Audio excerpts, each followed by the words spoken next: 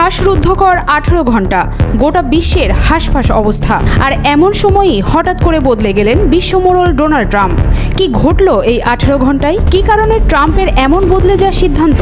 চলুন জেনে নেওয়া যাক। যুক্তরাষ্ট্র 9 এপ্রিল হঠাৎ করেই আমদানি পণ্যের উপর 100 বছরের মধ্যে সর্বোচ্চ শুল্ক আরোপের সিদ্ধান্ত নিয়েছিল। এতে বন্ডের বাজারে বেজে ওঠে অশনি সংকেত। মার্কিন প্রেসিডেন্টের বৈশ্বিক বাণিজ্যে পরিবর্তনের উদ্যোগ গুরুতর অর্থনৈতিক সংকটের কারণ হতে পারে বলে আশঙ্কা দানা বাঁধতে থাকে। নতুন মার্কিন শুল্ক নীতির প্রভাবে এক সপ্তাহের মধ্যে মার্কিন শেয়ার বাজারের S&P 500 সূচক 12% বাজার মূলধন হারায়। এরপরও ডোনাল্ড ট্রাম্পের প্রশাসনের কর্তা ব্যক্তিরা অব্যাহতভাবে বলতে থাকেন তারা আত্মবিশ্বাসী। তাদের বিশ্বাস ছিল ট্রাম্পের বৈশ্বিক অর্থনীতিতে পরিবর্তন এবং কয়েক দশকের পুরনো বিশ্বায়ন প্রক্রিয়াকে বাতিল করে দেওয়ার পরিকল্পনা বেশ ভালোভাবে কার্যকর হবে। হোয়াইট হাউসের একজন শীর্ষ কর্মকর্তা বলেছেন, মার্কিন শেয়ার বাজার ওয়াল স্ট্রিট বুঝতে পারে না একজন সাধারণ মার্কিন নাগরিক প্রতিদিন কি চান, আর সাধারণ নাগরিকেরা এখনো ট্রাম্পকে সমর্থন দিয়ে যাচ্ছেন। কিন্তু এর মাত্র কয়েক ঘন্টা পরই ট্রাম্প তার অবস্থান থেকে সরে আসেন। তিনি চীনের সঙ্গে বাণিজ্য সংঘাত আরও উত্তপ্ত করে তুললেও অন্যান্য দেশের উপর নতুন শুল্ক স্থগিত করেন।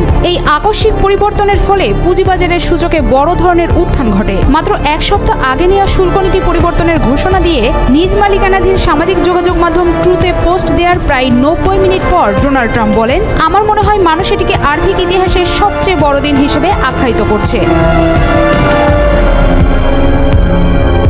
ট্রাম্পের শুল্ক স্থগিতের সিদ্ধান্ত অনেককেই হতবাক করেছে, বিশেষ করে যখন তার প্রশাসন বলে আসছিল এর মাধ্যমে বিশ্ব অর্থনীতিকে পুনর্গঠন করতে চান ট্রাম্প। তবে গত মঙ্গলবার সন্ধ্যা থেকে গতকাল বুধবার বিকেল পর্যন্ত ট্রাম্প ও তার বাণিজ্য উপদেষ্টারা বহু রিপাবলিকান আইন প্রণেতা এবং বিদেশি নেতার সঙ্গে আলাপ করেছেন, যারা বিশ্ববাজারে অস্থিরতা ও বিশ্বজুড়ে ক্রমবর্ধমান মন্দার আশঙ্কা নিয়ে উদ্বেগ প্রকাশ করেছিলেন।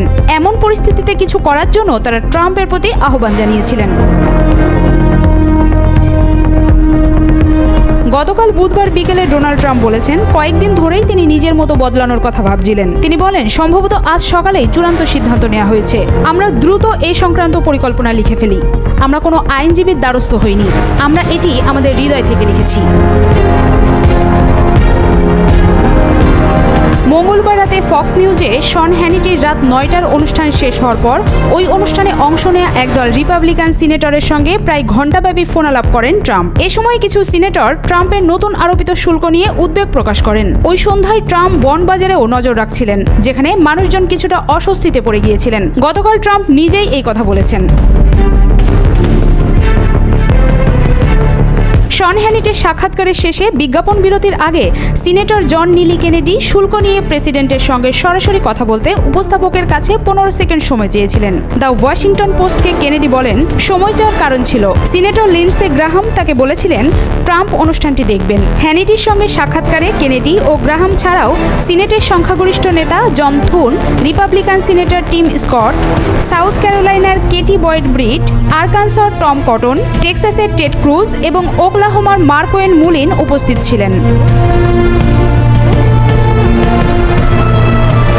কিছু সিনেটর ট্রাম্পের শুল্ক নিয়ে আলোচনার টেবিলে বসা অন্যান্য দেশের সঙ্গে আলাপ করার ইচ্ছা প্রকাশ করেছিলেন। এসব সিনেটরের কয়েকজন অনুষ্ঠান শেষ হওয়ার পরে মার্কিন প্রেসিডেন্টের সঙ্গে কথা বলেছিলেন। গ্রাহাম বলেন, তিনি মঙ্গলবার রাতে ট্রাম্পকে বলেছেন, কোনটা যথেষ্ট আর কোনটা যথেষ্ট নয় তা ঠিক করার দায়িত্ব আমি আপনার উপর ছেড়ে দিচ্ছি। কিন্তু আমি মনে করি আপনি বুঝতে পারছেন, মানুষজন সত্যিকারের অগ্রগতি চাইছে। সিনেটর টেড ক্রুজ বলেন, তিনি ট্রাম্পকে বলেছেন, শুল্কের ক্ষেত্রে প্রশাসনের সামনে দুটি পথ রয়েছে। একটি হচ্ছে ট্রাম্প অন্যান্য দেশকে তাদের নিজস্ব শুল্ক কমাতে রাজি করানোর জন্য পাল্টা শুল্ক ব্যবহার করতে পারেন। অন্যটি হচ্ছে তিনি গত সপ্তাহে ঘোষিত শুল্ক বহাল রাখতে পারেন।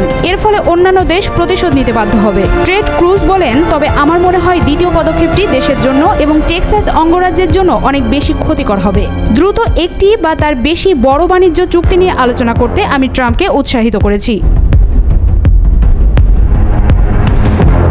ক্রুজ বলেন, এই কথোপকথন ট্রাম্পকে প্রভাবিত করেছে বলে আশা করছেন তিনি। মার্কিন প্রেসিডেন্ট নির্দিষ্ট সময়ের জন্য শুল্ক স্থগিতের যে সিদ্ধান্ত নিয়েছেন তা ক্রুজ ও অন্য সিনেটরদের প্রত্যাশার সঙ্গে সামঞ্জস্যপূর্ণ ছিল বলেও মনে করছেন এই সিনেটর। বুধবার সকালে ডোনাল্ড ট্রাম্প হোয়াইট হাউসে সিনেটের সংখ্যাগরিষ্ঠ নেতা জন থুনের সঙ্গে বৈঠক করেন এবং সুইজারল্যান্ডের প্রেসিডেন্ট কারিন কেলার স্যাটারের সঙ্গে মুঠোফোনে কথা বলেন। রাতারাতি 31% শুল্ক আরোপের ফলে সুইজারল্যান্ডের অভিজাত রোলেক্স ঘড়ি এবং চকলেটের বাজারে বড় ধাক্কা লেগেছে। সুইজারল্যান্ডের প্রেসিডেন্ট এই শুল্ক নীতি শিথিল করতে ট্রাম্পকে জোর দেন। এটি তার দেশের অর্থনীতিকে ক্ষতিগ্রস্ত করবে বলেও জানান তিনি। ট্রাম্প সকাল 8টার দিকে ফক্স নিউজের সম্প্রচারিত ব্যাংকিং জায়ান্ট জেপি মর্গান চেজের প্রধান নির্বাহী জেমি ডিমনের সাক্ষাৎকারও দেখেন। এ সময় জেমি ডিমন সতর্ক করে দেন অর্থনৈতিক অনিশ্চয়তার কারণে মন্দা একটি সম্ভাব্য পরিণতি। তিনি ব্যাখ্যা করে বলেন, তিনি যাদের সঙ্গে কথা বলেছেন তাদের বেশিরভাগের কাছ থেকে শুনেছেন এই আগ্রাসী শুল্কের কারণে তারা বাণিজ্যিক কার্যক্রমে কাটছাঁট করছেন। জেমি ডিমনের ওই সাক্ষাৎকার ট্রাম্পের শুল্ক স্থগিতের ঘোষণার কয়েক ঘন্টা আগে সম্প্রচার করা হয়। সেখানে তিনি আরও বলেন, আমি এখন বিষয়গুলোকে শান্ত দৃষ্টিভঙ্গি নিয়ে দেখছি, কিন্তু আমার মনে হয় আমরা যদি এক্ষেত্রে কোনো অগ্রগতি না করতে পারি তবে পরিস্থিতি আরও খারাপ হবে। মার্কিন বাণিজ্য মন্ত্রী হাওয়ার্ড লুটনিক ইউরোপীয় ইউনিয়নের শীর্ষ বাণিজ্য কর্মকর্তা মারোস সেফকোভিচের কাছ থেকে একটি ফোন কল পান। ইইউ মার্কিন ইস্পাত ও অ্যালুমিনিয়ামের উপর পাল্টা ব্যবস্থা হিসেবে গতকাল শুল্ক আরোপের অনুমোদন দিয়েছে। সয়াবিন চাষি থেকে শুরু করে প্লাস্টিক প্রস্তুতকারক পর্যন্ত ট্রাম্পের সব স্তরের সমর্থকদের ক্ষতির মুখে ফেলার লক্ষ্যে ইইউ এই নীতি নিয়েছে। মার্কিন পণ্য ও পরিষেবার বড় ক্রেতা ইইউ এর নেতারা ওয়াশিংটনকে আরও বড় ধাক্কা দেওয়ার প্রস্তুতি নিচ্ছিলেন। তবে যুক্তরাষ্ট্র ও ইউরোপের মধ্যে সম্ভব বাণিজ্য বাধা দূর করতে একটি চুক্তি করার চেষ্টাও করছেন তারা।